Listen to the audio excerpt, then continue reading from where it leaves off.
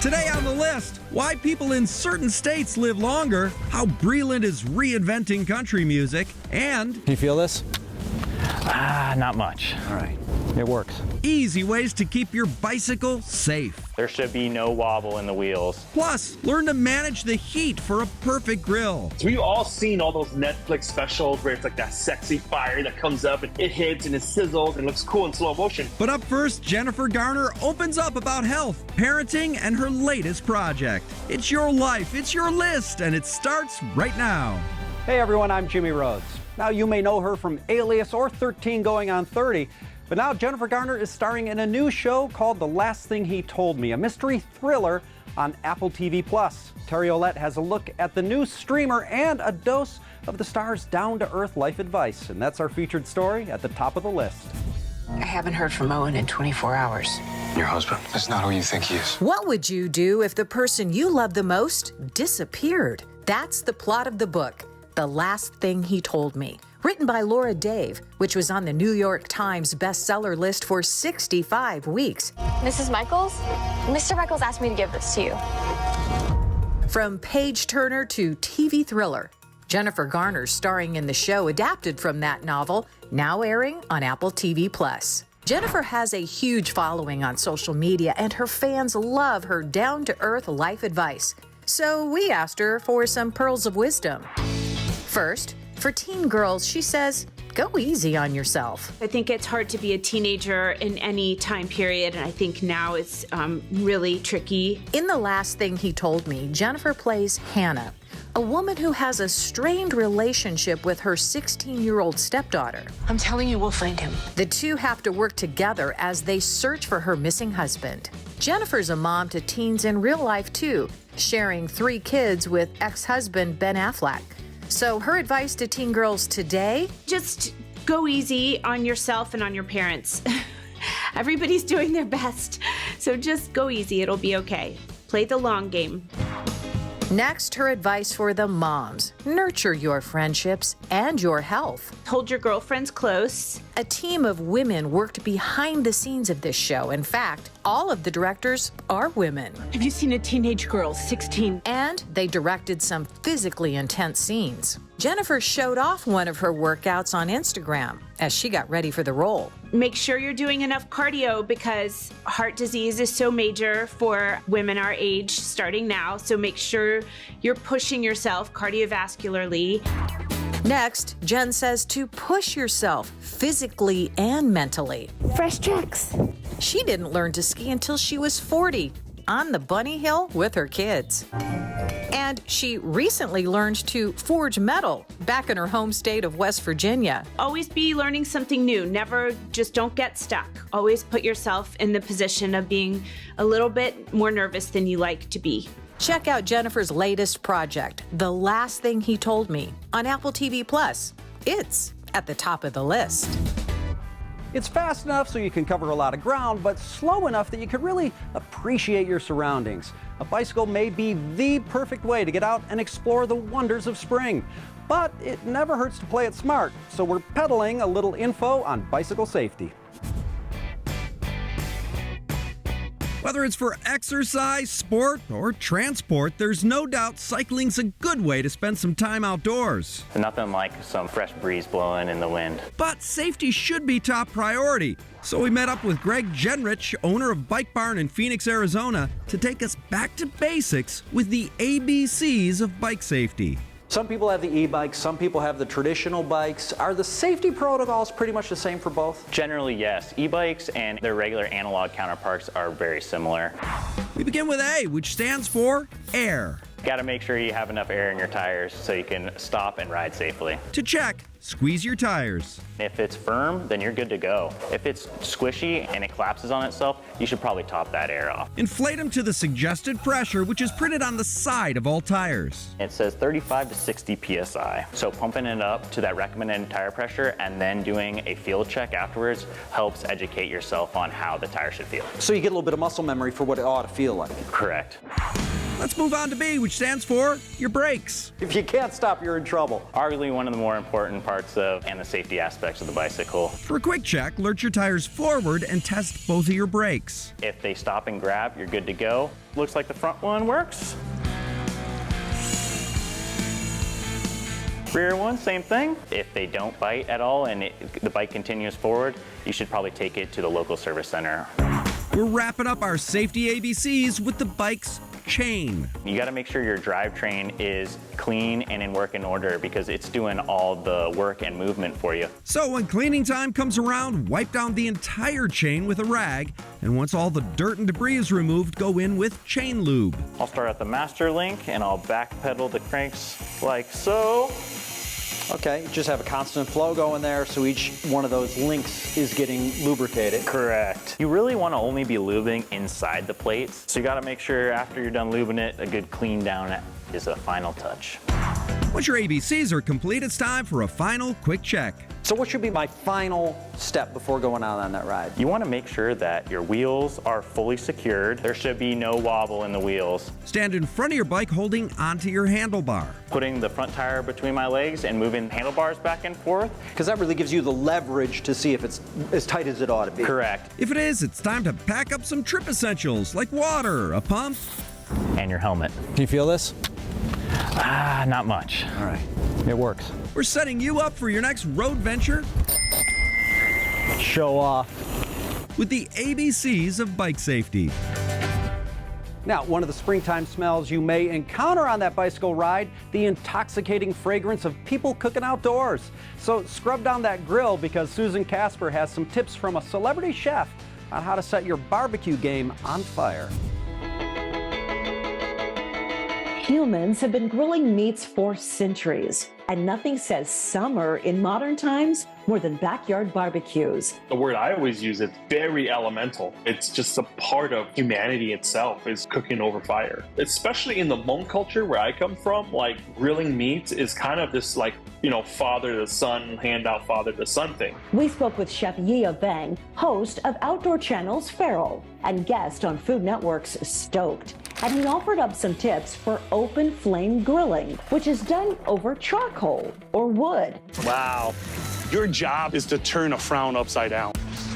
First, he says the setup is crucial. You need to zone your grill by setting up areas of hot, mid, and low temperatures. I just take the coals and I literally just push it all the way to one side. So then one side where there is basically no coals, the middle part where it has a little bit of coals, and the hottest part has that big heaping chunk of coals. What you're really cooking with is you're cooking with the ember. We got this hot half here, you can totally see. Grab your steak, throw it on. That sound, that's the sound you want. He says it's also important to know your proteins. You want to cook leaner meats like top sirloin on the high side. With fattier cuts like ribeye, embrace the heat. People are either very afraid of fire where it's like the heat's not high enough, and then it's like you're basically steaming it. You're not really doing anything to it. And secondly, they're thinking that the flame itself is cooking. But practically, it's actually the worst thing to do because what you're actually doing is you're burning your food. For chicken, you want to use the low end. But if you like some char, you can move it over to the high side for a minute to finish. He also recommends leaving the skin on. And the beauty of zoning is that you can control that blaze. If you start flaming up, calm down, take your tongue, grab it, and then move it to the cool side and let it sit there until your flames die down. Chef Feng's last tip might surprise you. If you're cooking for a large group, like throwing a backyard barbecue party, use your oven. Start your protein at a low temperature, and when the time is right, throw it on the hot side of the grill for that fast finishing sear. You get all those steaks right to temp. And then as people come in, I mean, if you want to do the showstopper, then you get that grill hot, you throw it on there, and you're going to get those flames, you're going to get that sizzle. You're not having this mess of trying to host, going back and forth, and then also trying to grill. We're getting fired up for grilling season with some tips from a pro. Still to come on the list, identify the red flags in a new relationship. It can be hard to set boundaries early on. Plus, explore the best zoos across America. Incredible moments happen every day. moments that may never happen again. And how Breland is changing the face of country music. My goal is to be able to make music that I enjoy making and that people will enjoy listening to. All that and more ahead on the list.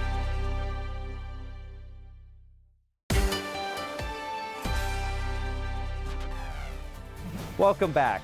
Sure, spring is known as the season of love, and in that initial glow of just meeting someone, anyone can seem perfect. But as the layers come off, some serious issues can be revealed. So we're checking out red flags to look for in your new relationship.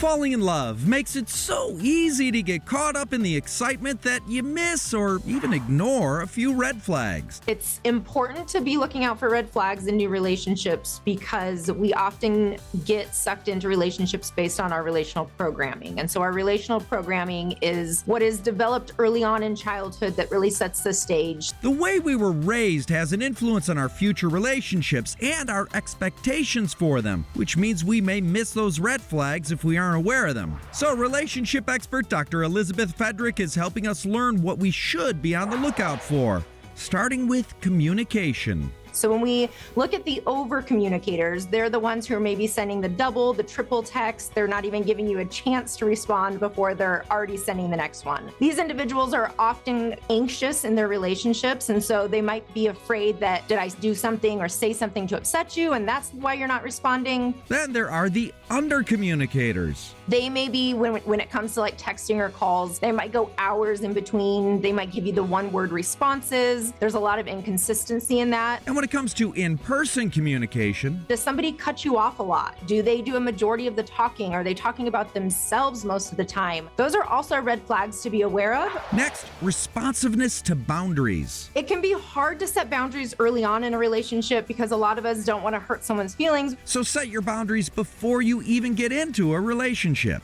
Think of it as a fence around you. It's you saying, this is what I'm comfortable with and this is what I'm not. And if that person continues to push it, that's a really good sign that they're not respecting your boundaries. Physical boundaries also need to be set. When you tell somebody that, I don't like to be touched there, or I don't like to be touched so often, and they continue to do it anyway, and this is a sign that they're not respecting your boundaries. And it's important to be aware, this is not a sign that they're just like, oh, they must really like me and they're just pursuing me and like they're really persistent. No, they're violating your boundaries. That's a problem. And lastly, inconsistent behaviors. We're looking for actions over words. So if somebody tells you that they're really into you or they want to spend time with you, what efforts are they putting into making that happen? If somebody says they're going to text you or call you back later and they do or don't, that is a really good indicator of the consistency in their behavior as well. And be alert for breadcrumbing. Somebody will give you just enough to keep you hooked. They might not give you all of what you need to meet your emotional needs. We're giving you the red flags to look out for in new relationships. Okay, after the dating world puts you face to face with all those weasels, snakes, and vultures, you're probably ready for some more lovable creatures. So Teresa Strasser rounded up some of the best zoos to visit across America. Hey, Teresa. Thanks. So whether you're looking to see a tiger or feed a giraffe, here are a few spots we think that you will enjoy. Coming in at number 1, San Diego Zoo Wildlife Alliance. There's a place out there. A place where for 50 years, incredible moments happen every day. This location offers 2 attractions, the San Diego Zoo and the San Diego Safari Park. Watch keepers provide our animals with special toys or tasty treats throughout the zoo. Chat with our animal care staff and meet animal ambassadors up close. Their mission is to save species worldwide through their animal care expertise and conservation science. When condors were brought in, we didn't necessarily know exactly how to bring a species back from the brink of extinction, but we found a way. Here, you can find polar bears, cheetahs, elephants, and more. She is estimated to be 138 years old. We recognize her hatch day, her birthday, on November 15th. Wishing her many good years to come. At number 2, Denver Zoo. From our beautiful 80-acre campus to the most remote corners of the globe. Our mission, inspiring communities to save wildlife for future generations. Opened in 1896, this location is home to more than 3,000 animals. It all started with an orphan black bear named Billy Bryan, the first resident at Denver Zoo. Apart from seeing stunning creatures, you can also interact with them. Amazing. And last on our best zoos list, the Bronx Zoo. But it's not just about the amazing animals. It's also about the people. Those who come through the gates and those who make their visit memorable. This location offers annual events, a zip line, and bears, sea otters, tigers, flamingos, snow leopards, sea lions, and so many other species. But if you can't make it in person, do not worry, because you can visit it from the comfort of your home. Our virtual meet and greet is a 30-minute experience on Zoom where you guys can join us and meet 3 of our animals. Or you can check out their animals online via their live cams. Love the options, and those were a few zoos offering wild encounters across America. Lots more to come on the list. Stay right here.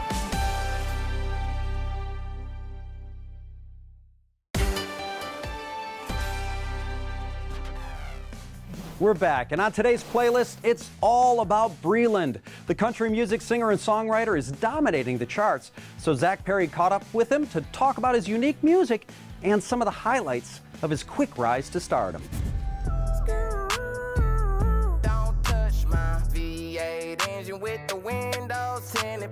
Breland is the singer and songwriter who's taking the world of country music by storm. Next level. This is the next level. He's a rising star who's earned 2 platinum hits and has racked up over 200 million streams on Spotify. I make a style of music that I call cross country. Really what that is it's just a cross between country music and everything else. And we caught up with him to look back at some career highlights. It's not your daddy's country music. First up, his 2019 breakout debut single titled My Truck. Don't touch my truck.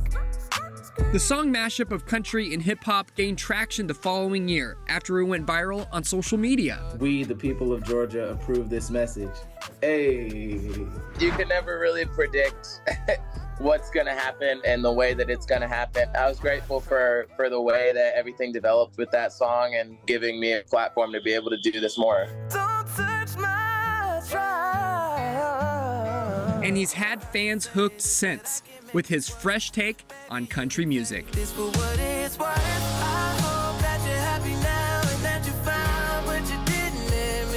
The sound mixes elements of country, rap, R&B, gospel, soul, pop music, and more. It's just music. You know, I try not to put too many parameters around what that can sound like. My goal is to be able to make music that I enjoy making and that people will enjoy listening to, whether it's a traditional country crowd or not. I hope that you're happy now and that you found what you didn't let me. Something that's translated into a heartfelt debut album titled Cross Country, released last summer. I'm going cross country. I won't stop running till I find where I belong. Breland's currently on the road and will even get to share the stage with Shania Twain in June. I'm kind of living out a lot of childhood dreams, you know. And it's only onward and upward from here. Seeing how many divisions there are in the world right now, to me, that feels like my purpose more than anything, to be able to bring joy to the people that engage with my music. We're shedding a spotlight on Breland on the playlist. Okay, I don't know how you can't like Don't Touch My Truck. Such a great song. And if you want to drive that truck deep into your old age, where you live might matter. We're exploring the U.S. states with the greatest longevity. Last on our list is next.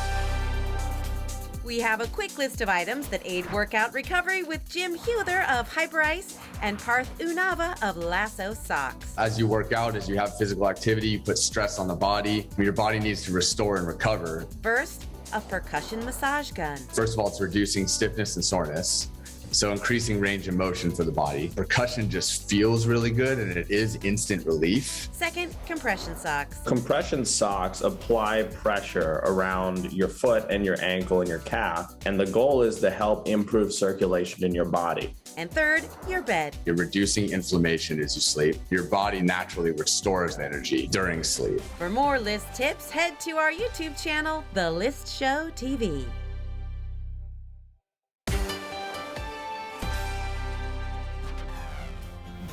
Welcome back. It's time for what's last on our list, and this is from lifeextension.com. Top U.S. states to live a long, healthy life. Now, the top state for longevity is Hawaii, with an average life expectancy of 80.7 years. They're followed by Minnesota, Vermont, Washington, and New Hampshire. And if you're thinking, well, those are all lovely places, that might kind of be the point. States with greater longevity tend to have ample scenic outdoor spaces to explore, which can lead to a more active and therefore healthier population. Because among the key indicators of longevity were exercise, living within a half mile of a park or school, who knew, eating fruits and veggies every day, getting good sleep, a healthy weight, and maintaining healthy relationships. Now, globally, Japan comes in at number 1 with an average life expectancy of 84.3 years. Okinawa is considered a blue zone. Those are places noted for their longevity, so that makes sense. But this is kind of distressing. The United States only comes in 40th in life expectancy, behind places like, I don't know, Slovenia. I don't know anything about Slovenia other than apparently they outlive us. So keep moving, eat your veggies, get good sleep, and fall in love, not just for yourself, but to boost America's rankings in these studies. So far, I'm checking the veggies box. Still working on the moving, sleeping, and falling in love part. But hey, now I can tell women that go on a date with me is their patriotic duty. So I've got that going for me. That's what's last on our list. Thanks for watching. We'll see you next time. Tomorrow on the list, what you need to know about surge pricing. They're constantly fluctuating the pricing. Plus, how this HGTV star flipped his life around. I worked my butt off until I made it happen. And put together the perfect plate of soul food. Try that brisket out for size. Oh my God. I'll take more of that, please. Coming right up. Tomorrow on the list.